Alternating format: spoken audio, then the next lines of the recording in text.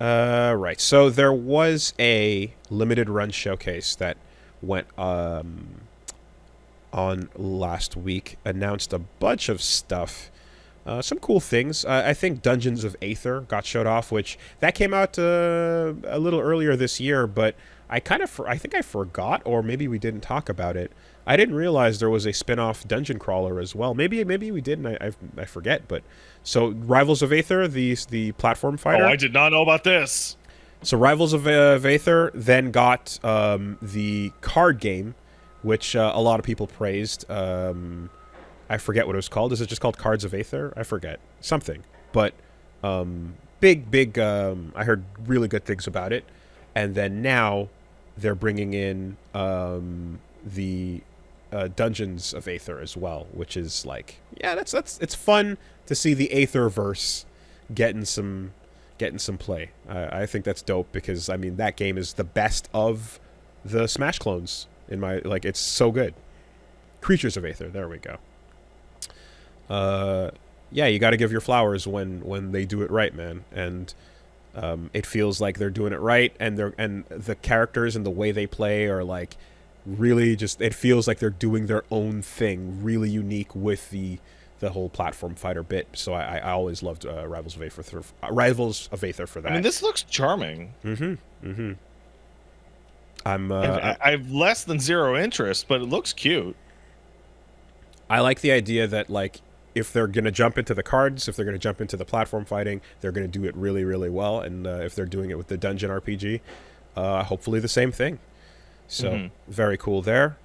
They announced Jurassic Park collection, which sure, there's no trespasser on it, but you can get But what the fuck? you can get the Lost World, which has the fully voiced Super Nintendo cartridge intro. Is that the one that you play as Grant and a Velociraptor and a Compy? No, that's the one where there's just a generic black and white soldier, and the whole engine must be eliminated. I will have control of Jurassic Park. As we speak, my men are on their way. What game am I thinking of? It was like one of the only SNES games that had like voice intro dialogue in a cutscene. And it was like fucking unheard of at the time, and everyone freaked out. Everyone being me. Everyone being you, yes. I'm thinking of Jurassic Park for the Sega Genesis. Because of course I am. Long play is 31 minutes? I spent weeks on that. Oh, man. JRPG equals Jurassic Park game. That's good. I like that. That's good. Good job, Curtis. This Jurassic Park game for the Sega Genesis looks a hell of a lot worse than I remember it. Oh, no. We love JRPGs.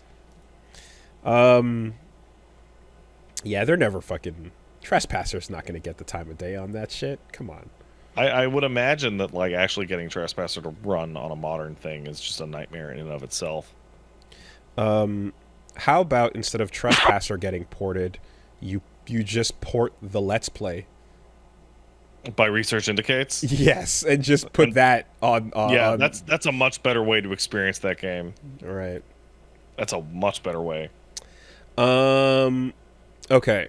So they then announced RZ by a spiritual sequel to the CDI Zelda games, effectively.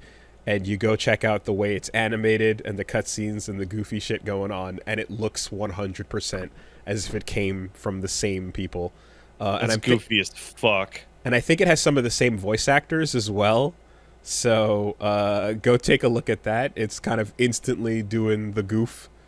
Sounds fun. How do I spell this? How do I spell Arzette? Oh, okay. Okay. Yeah. All right. It's oh my fucking god. Like if you weren't kidding. Yeah, and it's the same artist as well. Okay, awesome. Because like the thing of it is that like that's a very particular thing to reference that's different from just referencing a Super Nintendo platformer or a NES platformer. You know? No, you're referencing fucking hot garbage. CDI, man. So I respect the fucking like no we're not just doing anything, we're doing this one that had like really high sound quality and really goofy voice acting, and the animation is MS Paint but with So tons of weird. frames, you know. So weird. It's kind of like when we talked about how a lot of stuff will reference low poly PlayStation 1, but nothing Yeah. is They referencing reference the good stuff. They don't nothing. reference the Yeah, bad stuff. nothing is referencing the awful triangles or the N64 shapes, right? Nobody goes back to that shit. Everyone goes There's back not to a single the game that I'm idyllic aware cool of. ones. I can't think of one game that has an N64 Vaseline filter as like a graphical option. You know, whether it's like the Signalis style amazing cell shaded characters, or even just your Drift Stage style arcade vibe, no one's doing that era of goofy shaped characters and everything. So like you wanna that's why I'm like if it's not your cup of tea, then that's what it is. But there should be one game out there referencing fucking CDI Zelda, and here it is. No! There should be one. There's already a game referencing CDI Zelda, and it's the other CDI Zelda.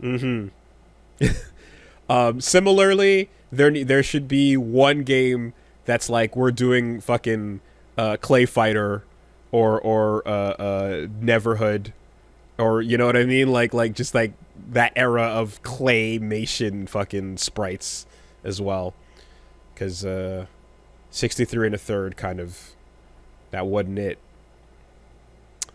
Anyway, so they One of announced the strangest references to anything from anything. Hey man, let's make a Clay Fighter game and name it after a Naked Gun movie. So I just joked about taking the Trespasser LP and making that the port, but Karateka is coming back in the form of a playable documentary called The Making of Karateka. I mean, that makes sense. Karateka does not have, by modern standards, Karateka does not have a lot going on.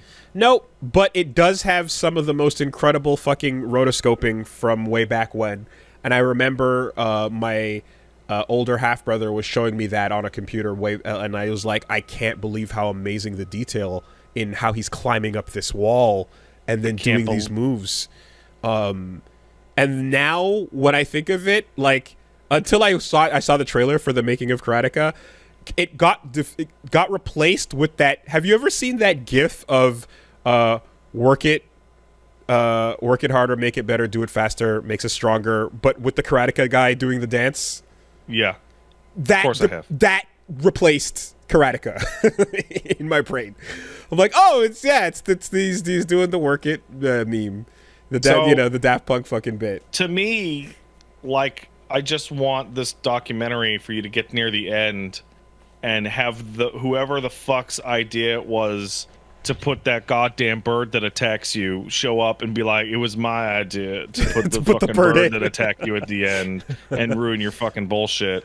Because that shit was outrageous. I mean, it sounds like that's very possible, because like they're sitting down with everybody and just interviewing them on like how it came to be. Very cool idea for something that is like, you can react to that bird.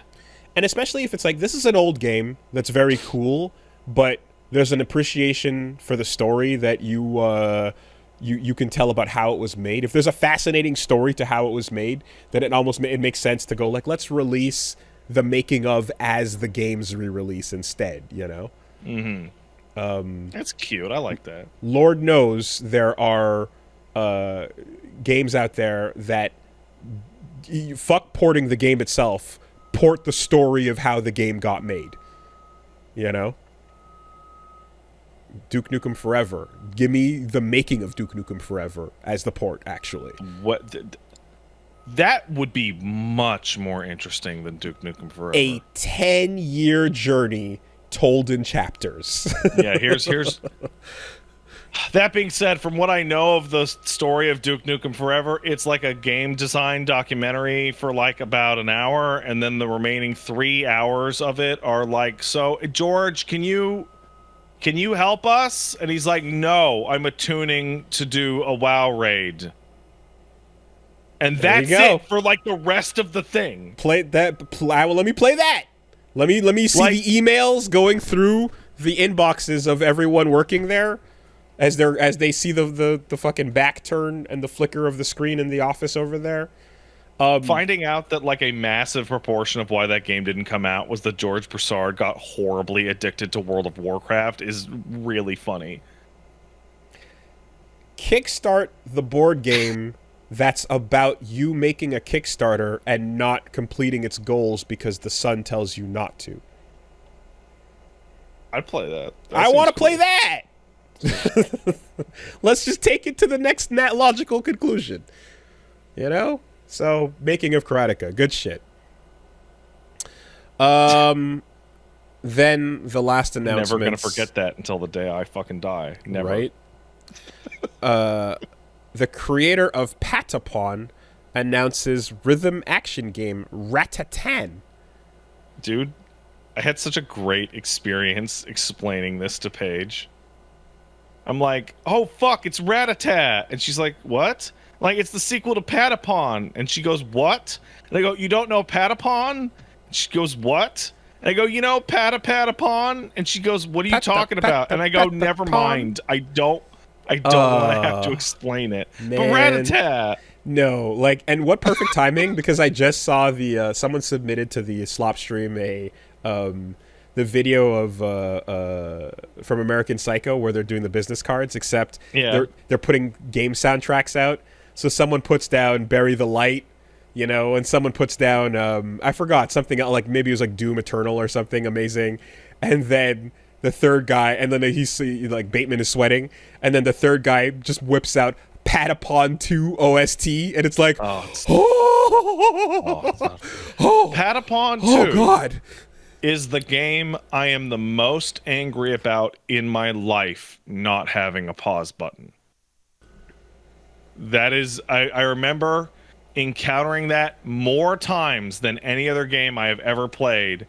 What psycho said no pause button for Patapon 2? Yeah, there was no pause. You could put the console into sleep mode. I played Patapon 1, but I didn't know that. Oh my god. No pause. So when you were on the bus and you had to get off the bus in a portable situation for this portable PlayStation, you'd have to put the PSP to sleep. Jeez. And then you'd turn the PSP up, and then you'd miss the beat because you couldn't pause it. Not to mention that when the PSP goes to sleep, like 15 different background processes start to happen, which allow for the game to get busted the fuck open. Because most of the compliance bugs I wrote for the PSP were all related to the sleep switch. Oh, that's great. Yeah, that thing was a liability, man. That's just interesting. Well, Ratatan is going to have a Kickstarter. Great. Yep. And I appreciate the complete lack of, like, we're not even going to for a second pretend that this is, like, a spiritual success. It's just a successor. Like, it is Schmeier Schmemblem, you know, whether you like it or not. I believe they're triangles instead of circles, but holy fuck, it's just Patapon 3. Yeah, it's just Patapon. It's named Ratatan. Like, give me a break. Then they announced the return of Gex and Tomba. So, Gex Trilogy in particular. Why so much word of noise about Gex and Tomba now? Okay, so let me test the waters on this one, right? Because to me, as a person who I didn't have a 32X and didn't have PlayStation early when like a lot of formative titles were being released. I only got like a PlayStation, I think, like, anyway, was way down the line. It was like I got a PS2 basically, and then like worked my way backwards on some shit. Gex in my brain is a series of GamePro and EGM magazine ads. Yep, that's what it is. That's all it is. Does anyone have nostalgia for the game, or is it nostalgia for the magazine ads? Because for me, it's all the print ads. There was a Gex gameplay demo on one of the demo discs I played once, and I played it, and I went, no.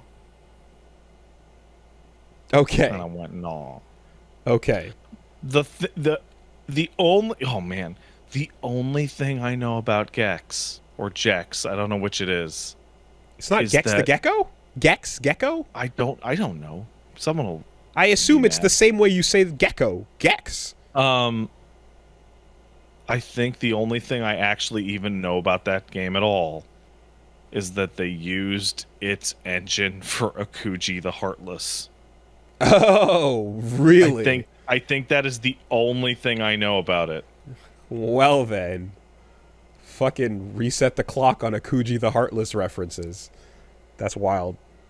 Um, okay. Well, yeah, the trilogy in its full power is coming out. And really, considering the way a bunch of people just now said, I only know the ads, and some people said, I know the games, and some said both. So it's like, there's a bunch of us out there that are like, we just know this from this fucking 007 lizard Yeah. that came before the Geico commercials. And if they know what the fuck they're doing, there will be a gallery collecting all of those ads that you can unlock when you play the game. Because all my brain wants to see is just the full collection of them.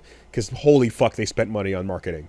I can't believe whatever their marketing budget was. It was aggressively insane by comparison to any other game at the time. That was the 90s. The 90s, you could market anything infinity for some reason. But Gex ads in particular were like sometimes 2 times per magazine. Like they went so hard in every issue of everything at the time. You know, you might catch an Earthbound scratch and sniff ad once because I remember the one that was like, ooh, nasty smells in Earthbound, you know, or the Romero's gonna make you his bitch, or your blood, you're soaking in it, and all that, and all, you know, you see these, you catch these once or twice or so, but Gex was fucking everywhere. Anyway, I don't know anybody. I don't remember ever talking to somebody about Gex, even once. and then Tomba, which is a lot of fun. I'm like, yo, fucking Tomba's coming back. That's cool. Because that was also a game that I played at Microplay for half an hour, paid my $2, and I was like, with that game that has the cool like little anime intro and the bright fucking sky and the pigs and the shit, like it looked you know, it looked fun. And when I saw it always reminded me a bit of Mischief Makers, you know, in the way the sprites kind of looked and the spherical build of a lot of the characters and shit. But yeah, I'm struggling to remember what any of this looks like in my mind. It's too far back. Tomba's pink. Tomba's got pink hair. He's a caveman, like, you know, right? And you jump on pigs, and yeah, I think it says a lot about that era that like all of these games, including Mischief Makers, is. I think I played that on a demo disc one time. Like Tomba from a distance could have been like a treasure game, but it's not, you know.